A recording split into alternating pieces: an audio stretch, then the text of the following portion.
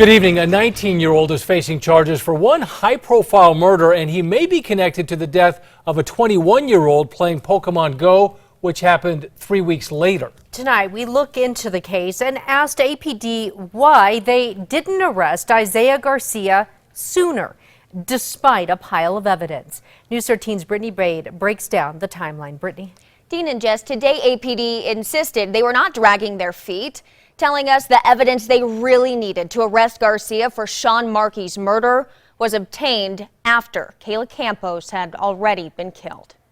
A public outcry followed the shooting death of innocent bystander and beloved member of the skateboarding community, 17-year-old Sean Markey. I miss Shawnee terribly. APD's investigation into what led up to his murder outside a homecoming after party during the early morning of Sunday, September 29th, initially moved fast. By Monday, September 30th, detectives had surveillance video of the shooting. On Tuesday, a witness told detectives a recent Manzano High School grad he only knew as Taz was the one who shot Markey.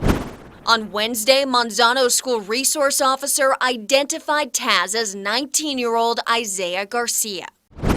On Friday, October 4th, police interviewed the teen they say Garcia meant to shoot outside the party. The intended target knew Garcia and identified him as the shooter with, quote, 1,000% certainty. I wish I had that type of heart, but no, I don't forgive him. On October 9th, the criminal complaint gets less clear. Then, detectives interviewed a friend of Garcia. The friend said Garcia lived with his girlfriend and that they had been at her house both before and after the party Markey was shot at.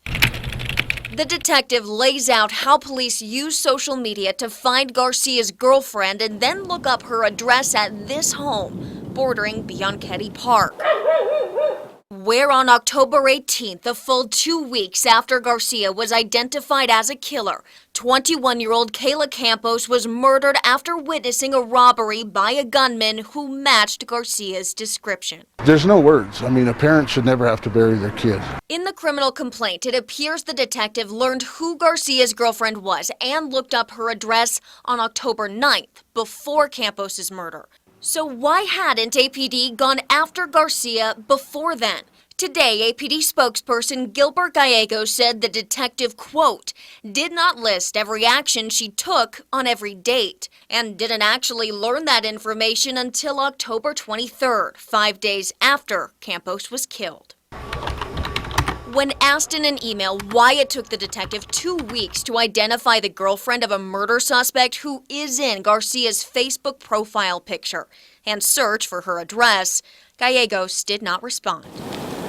Gallegos claims a search warrant for the home and final interview with another of Garcia's friends finally gave them enough to justify an arrest.